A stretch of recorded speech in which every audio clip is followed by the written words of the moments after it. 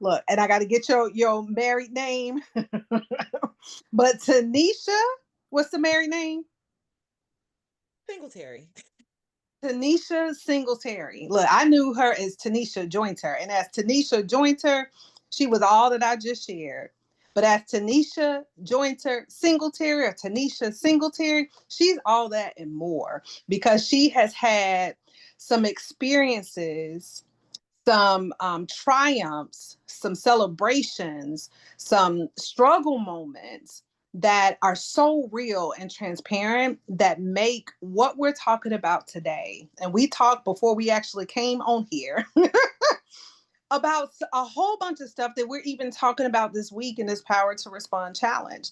Last week, we focused in on trauma and the impact of trauma in the workplace and personal life. And this week, we're talking about the pressures of life.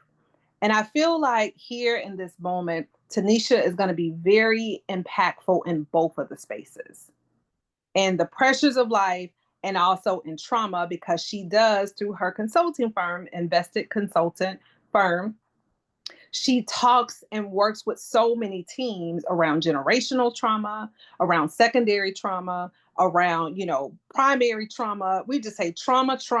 She is out.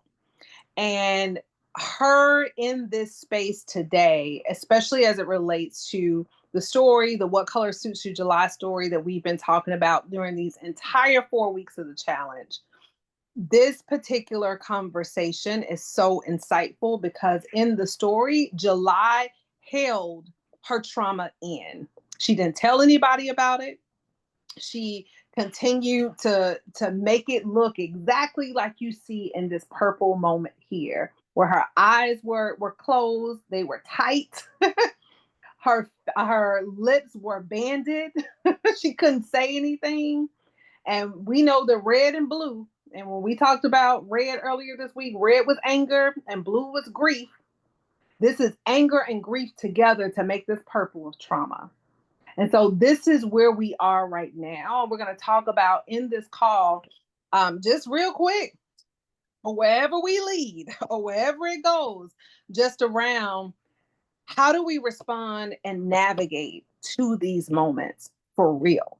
This is going to be uncensored because I think you go into some places and people don't tell you the real.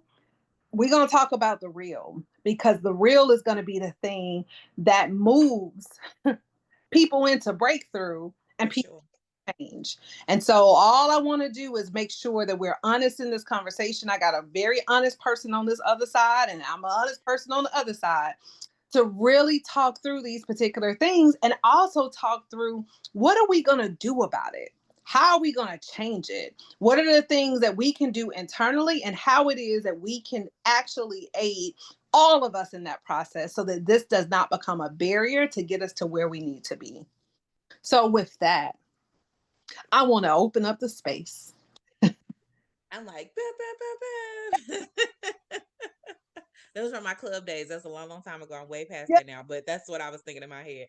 Um, Thank you so much for having me. I hope to make this definitely an insightful conversation.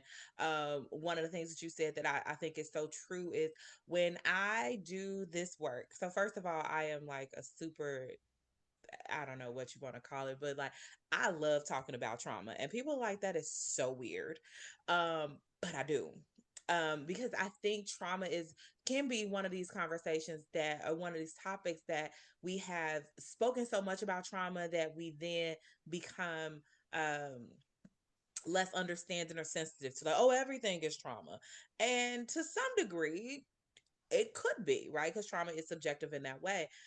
But and then on other ends, it's like, oh, trauma doesn't exist and trauma isn't real. And so just to be in this position to just enjoy having these conversations is just always exciting for me because I think when it comes to doing trauma work, this is heart and mind work. Because to your point, like at the end of the day, we can talk to a blue in the face about the trauma, but if we're not having conversations about the actions, if we're not having conversations about the next steps, then what are we really doing?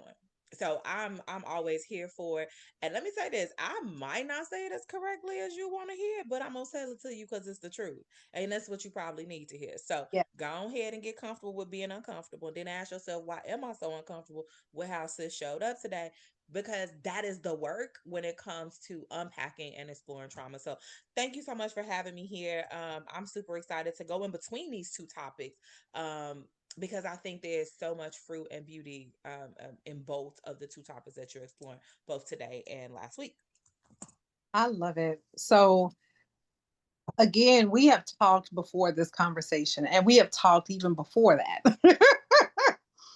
And like right now, the thing that is definitely on my mind, I know we were talking about trauma, but what's on my mind right now is like these pressures.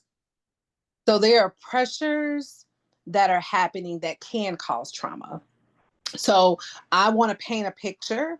And Tanisha, I want you to paint a picture too. But the picture I want to paint is we both have been in the education space. We also have been in a corporate space. You know, we've been in nonprofit and also for profit.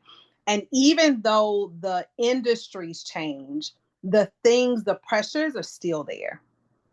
So, some pressures that I'm thinking of is individuals who didn't know that they would be laid off of a job, didn't know also that they would be fired from a job because they did not get coaching to share with them what they had in order to get themselves together so that wouldn't happen. So one of the pressures is being let go or being fired and not even knowing it. You're thinking everything is cool. Another pressure is there may be some things that you want from another individual. And that individual, regardless of how many times they're reminded, how many times that they get whatever is needed, that person is still not moving in the sense that you are wanting to move in. And that becomes something on your side because you know the goal, but it's not like they are responding to that goal in the right way, right? That's another pressure. Another is in terms of financial particular pieces. And as entrepreneurs, our particular stance on finances may look completely different on someone who gets something regularly for 2 weeks, every 2 weeks, right? And for the entrepreneur lens or someone who just starting out, even at a job, it takes a long time for them to be in a system. When they also have pressures on bills that need to be paid, on things that need to happen, on all of these things create more pressures that again are pressures for them, which cause them so much stress or so much anxiety that may not be perceived as that as with someone else, right? So all of these things, again, like you said before, is trauma infused that can get you to react in anger, in frustration, and popping off and saying something to somebody who probably don't even deserve it. And in so many different pieces of your professional and also personal life, because you can cut it with somebody who you really love and care about, right? Because of all these things that are there. So, Tanisha, the question I have for you is, one, have you had any moments like that? Um, where it was probably a reactionary moment, right? And if you had a moment like that, can you paint the picture of that moment and talk about, how did you react? And then if you did react in a certain way, if you had to do it all over again, how would you respond? Or how did you respond? How did you do that? Sweet Jesus. This is such a loaded question because as you were talking, right, the one situation that was coming to mind was when I quit my job, right? When I quit my job to start this business. So let me tell y'all. So I had a good job, right? A good job when it comes to, what my parents, mostly my mother, because my father was like, he's my biggest cheerleader. So he was like, do what you do because you're gonna be great because you are my child, right? He's that dude, Hey, right? But my mother, my mother comes from, she's a baby boomer. No shade to the boomers, so don't no boomers come up in here giving me no lip. But she's a baby boomer, so she's like, you work for a company, you stay there, you retire, you get your pension, etc. So when I told her, hey, listen, I'm just gonna quit my job because I ain't liking the direction of where we going, and it no longer aligns to who I am and my personal values, right? Mm, And so first of all, that's one little nugget right there, right? When you are in a situation that no longer aligns with your personal views and values, like what do you do? Very different from being let go all of a sudden and unexpectedly, right? But it was a grieving moment, it was a transition, it was a let go, right? And so I remember I told my mom that, hey, I'm gonna quit this job. And she was like, well, what you gonna do? And I'm like, well, I'm gonna start my own business. And this is what my business does, and this is how I plan to do it. And she just could not wrap her head around this idea of I was going to let go of something mm, that was secure for something that to her seemed very unstable, right?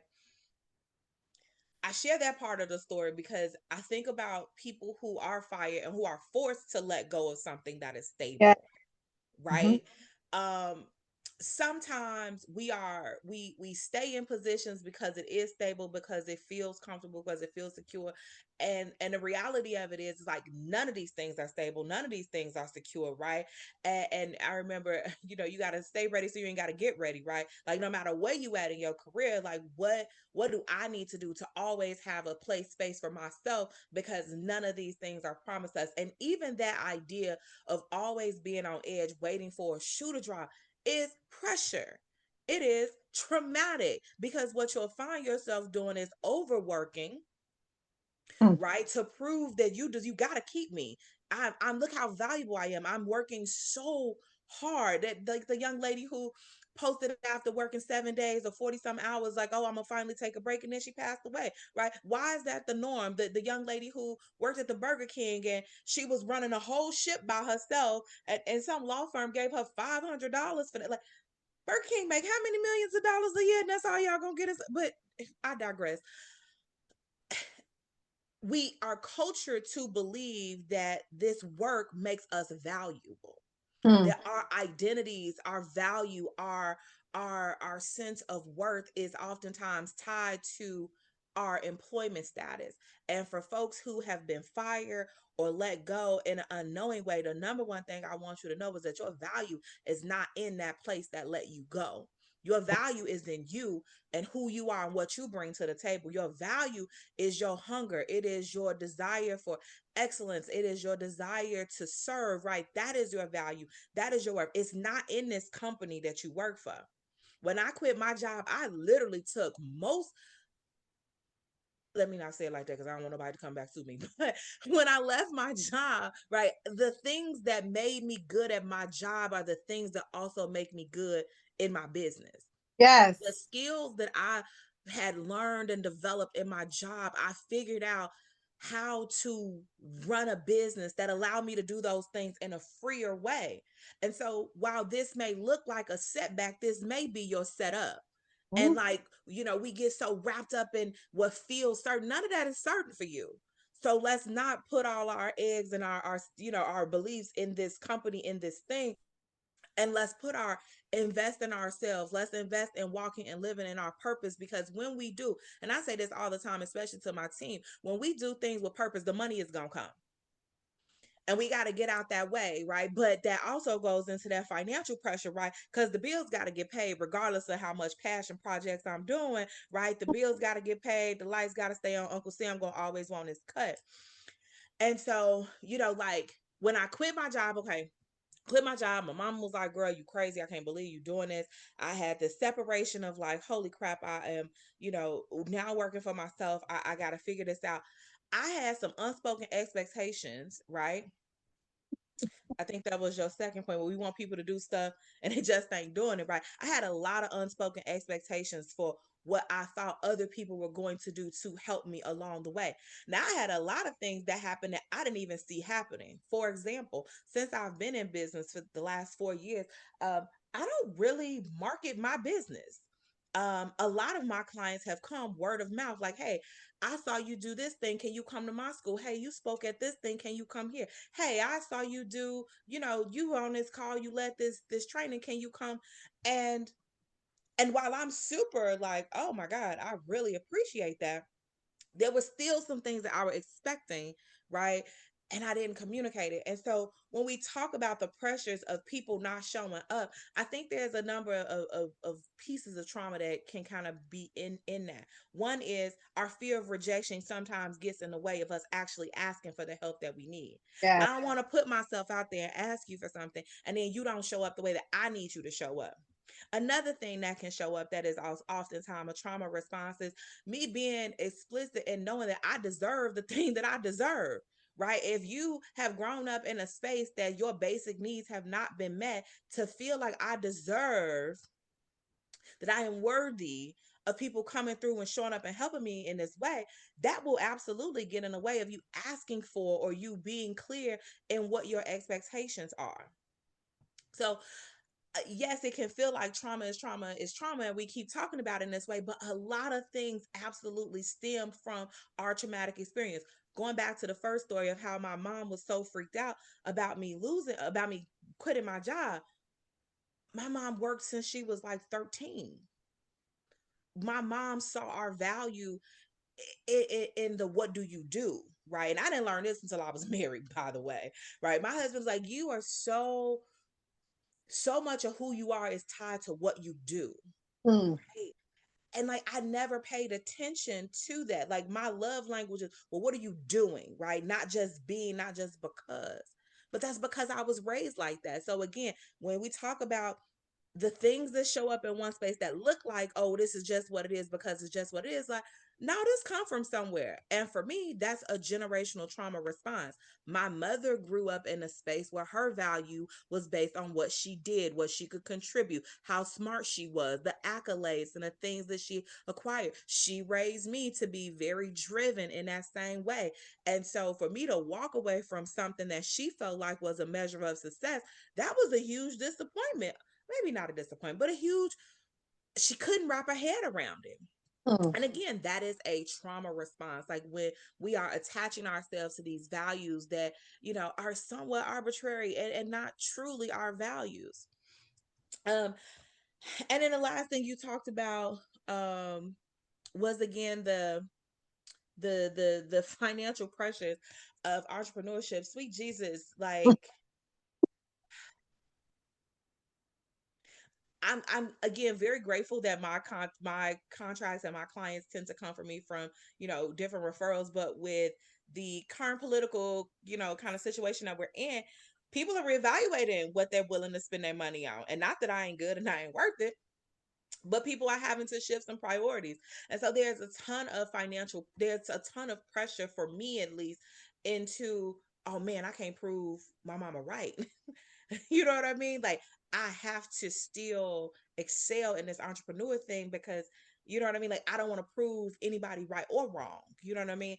And so even that mentality of like, I still have to show up in this way. I still have to be great. I still have to excel. I still have to, be this strong woman who I can't tell nobody that, girl, I don't know where my next contract coming from. Right? Like trauma response, right? Complete trauma response. So, um, our response to pressure, how we see pressure, what things are triggering to us. Um, all of those things really stem from our understanding and or lack of understanding the trauma and how it manifests in our day to day. So, ooh, I thank you for taking us through those three areas so effortlessly. It just sounded like it was so that was good, Tanisha. The thing that comes to mind, because how it is you are speaking is also on the side of awareness. And sometimes, like, sometimes our experiences can teach us more than what people say we should or should not do, right? Um, so on the side, what are some things, like, so say for instance, there's someone who is going through all of these particular things, right? All the things that you align, maybe they know somebody else who also has went through those things with the loss, with trying to live up to other people's expectations, trying to figure out like how they do work, and they're seeing with work is this, or how they do life, right? um all of these things are things that definitely come probably with experience, or probably come with someone else sharing those things to you. The question I have is, how do you become more aware? That's a hard one, because here's the thing with awareness, right? One, it has to be a readiness for you to even receive it. Mm-hmm. Um, like, because my first thought was, oh, you gotta have a tribe, you gotta have a squad, you gotta have some people that's gonna hold that mirror up to you. Let me tell you something. The best mirror I have ever had held up to me was being married. Mm, Marriage shows you who you really are, not who you pretend to be. mm, Marriage has shown me parts of myself that I had no idea. Like, I thought I was a bomb, first of all. Like, what? I'm a bomb, can't tell me nothing. But marriage has shown me so much more about who I really am and how I see and how I navigate the world. Also, being pregnant has shown me even more. Sweet Jesus. It showed me even more about myself and my emotional space and how I show up. And so, while yes, I think awareness, a lot of it is about experience, a part of it, awareness is just having the readiness to approach things that feel difficult, that mm, feel uncomfortable, to ask some questions. It can't be everybody else, and it's never you. That's the mm, problem, right? It can't be that everybody else is a jerk, is a loser, and you is the, like, it just cannot be that way. Like, there has to be something that you need to do, and you need to discern that readiness to do it. um when it comes to awareness, so again, one part is, yes, it is super important to have people that will hold up a mirror to you, and it could be, again, your friends, your family, it could be your church people, right? But make sure they the right people, make sure they the right people holding the mirrors up. Don't have nobody that's out here doing the same thing you doing, and they telling you the best because you the best, because I'm the best, because we the best, and then y'all both out here doing, you know what I'm saying, some toxic stuff. That's some toxic bonding type of situation, right? Where we're both living these toxic lives, and we're both going to tell each other that we're great. You need that person that is going to call you out or invite you in no matter what. Like, I just want to be 100 grand with you. And then the other thing that you mentioned that I think is super important is there has to be a willingness for us to share in our communities, right? One thing that people know about me is I'm gonna be 100 grand transparent. I probably say way more personal stuff in my trainings than I need to, but I need people to see me as just as human as they are. mm-hmm, And I need you to know that I can relate, that I have been through some things too. And none of us are perfect, and we're all on a journey together. But the more that we normalize just having those conversations and sharing those experiences, I think the more we can create space for people to be reflective in that way. You know what I mean? It's a show and tell thing. If you show me that it's okay and that it's safe for me to share my deepest, darkest, most, vulnerable moments, then I might be willing to do it a little bit more, right? Because I know that there's a safe space for that. So when it comes to awareness, I don't have a magic answer for like how do we get to that space of awareness, but I think it is a continual process, yeah, and a continual journey to become aware, to to to see your awareness as something that is something to trigger a response, and not just like, oh, I know that I need to get myself together, but I'm gonna keep doing this same thing, because that's the definition of insanity, right? We keep doing the same thing and expecting a different outcome. That's 100% insane. Um, and so, like, how do I move from like, yeah, I know this wrong, to like, but what am I going to do, even if I have to do it alone? mm-hmm. I hope that answered that question. It did. Like, I feel like you gave a couple of different ones, which was really good. One, definitely talking about vulnerability. Like, I thought, vulnerability can be scary, but it also opens the door to other people becoming vulnerable. Absolutely. Heard you there. Definitely heard you too around your circle. So who it is that you're around can either um, impede your greatness or enhance it. Look at that. Girl, I got to write that down.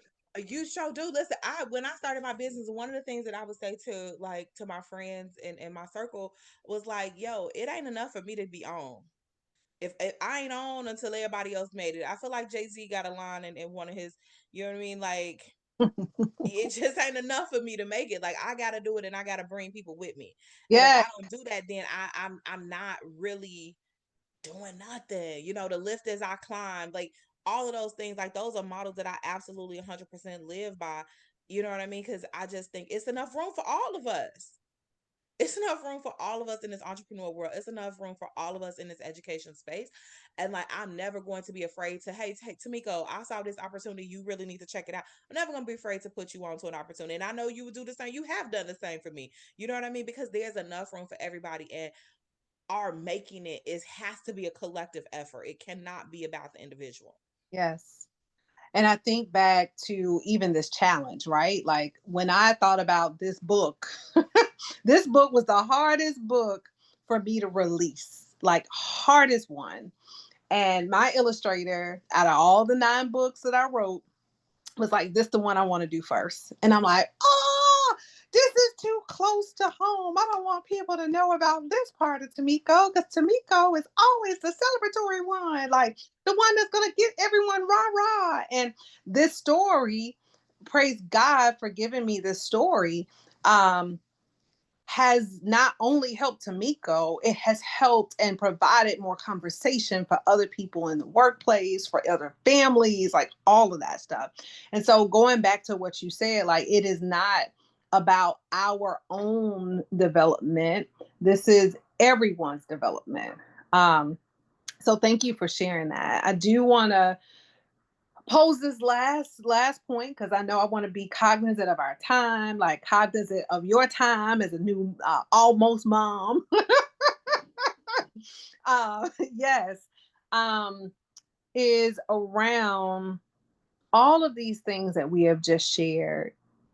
If there's a moment that you could redo over, meaning you may have reacted a certain way, if you could redo it over to respond differently, either respond as you shared before with, you know what, is not about me, it's about us.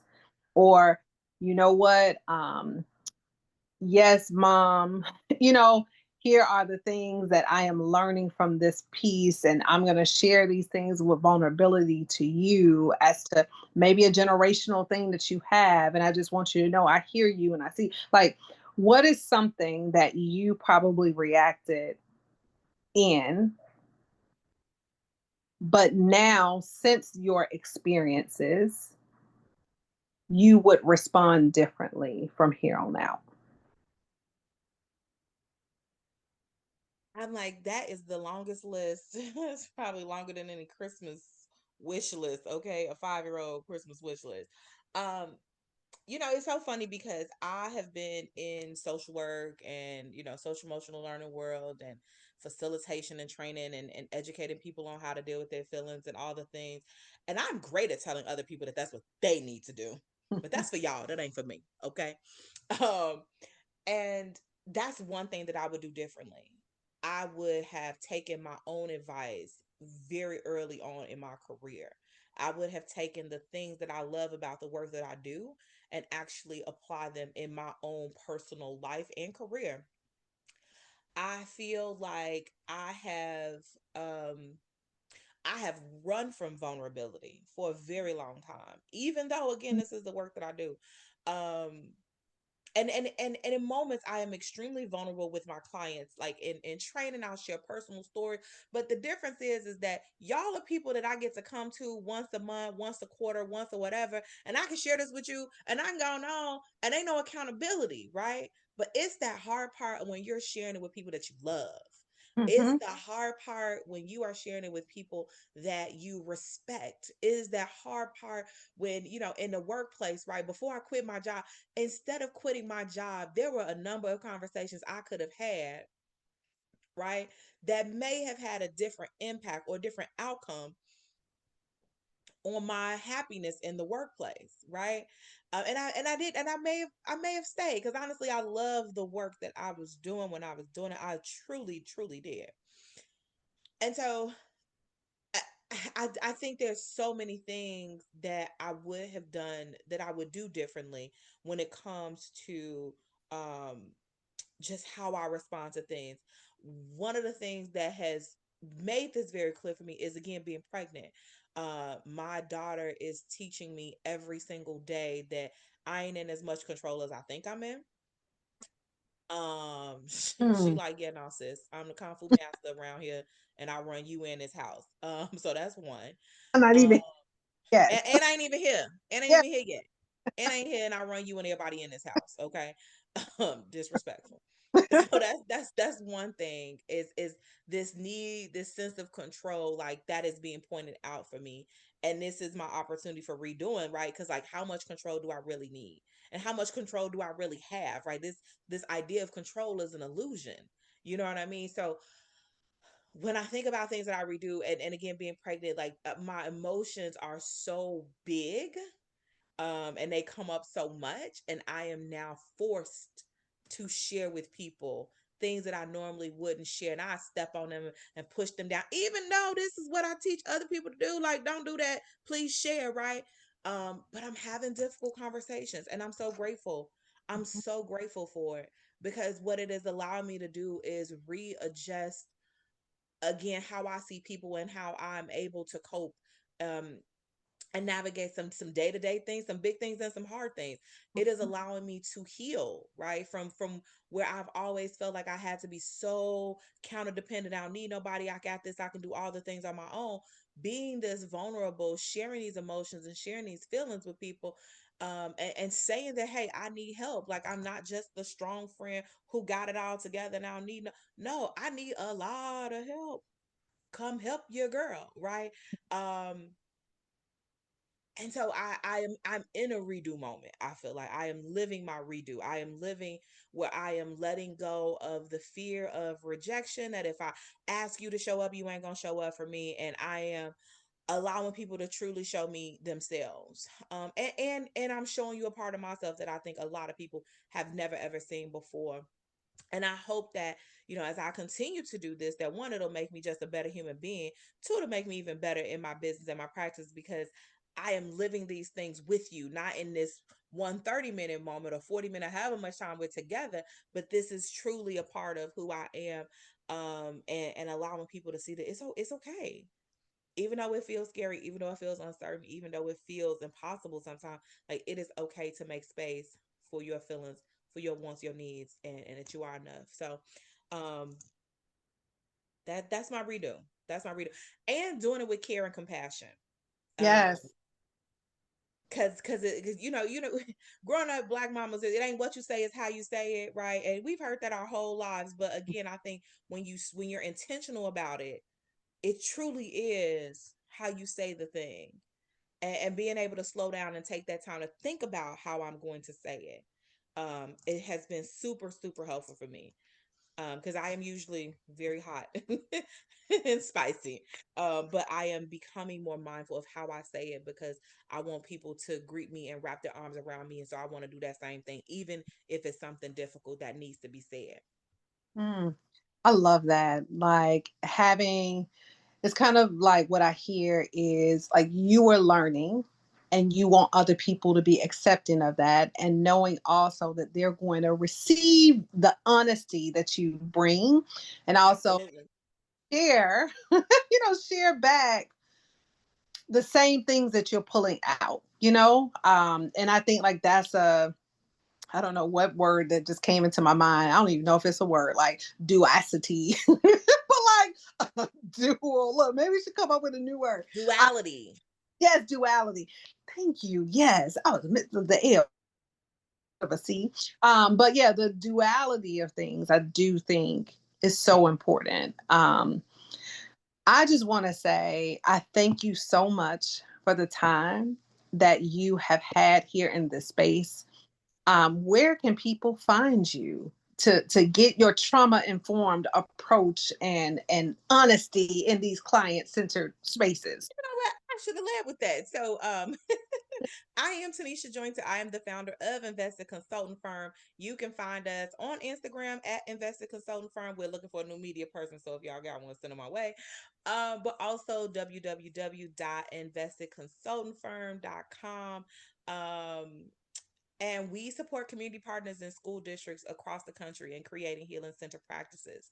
And so, what that looks like is oftentimes customizable training where we are on a journey with you.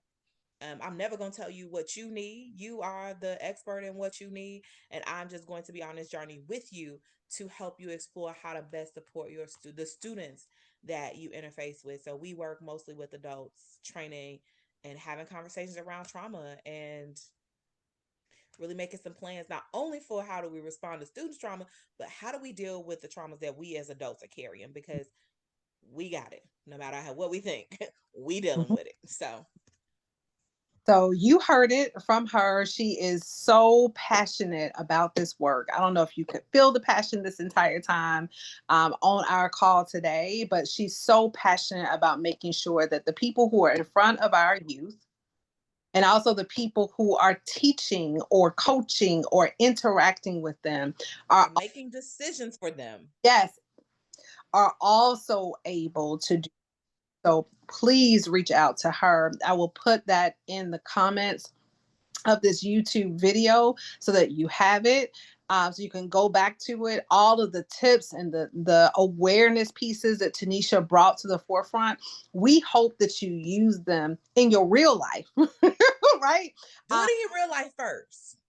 Put in your real life first, your real life, so that you can do the same in your work life, right? Absolutely. So we hope, and I definitely hope that this was helpful. If it was, please put that in the comments.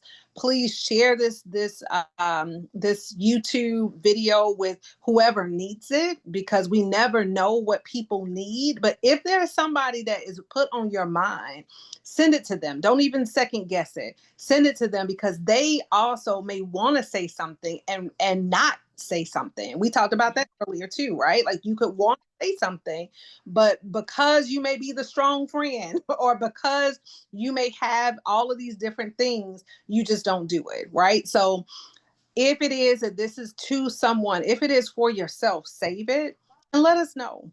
I hope to see all of you back at the Power to Respond Challenge. The last night is tomorrow, Thursday, July 31st, where we're talking with two powerhouses, Cicely Victoria and also Heather Vickery, around this pressures of life, and we're going to give some more strategy, give some more tools, and actually have you work through those pieces in this challenge, because just like Tanisha said, like working through the pieces are also the best parts of all of it, right? So Exactly. look forward to seeing you. I thank you all for tuning in. Thank you for staying until the end of this video. Please let us know how we can support it. Let Go Dash be great, and have a great day on purpose.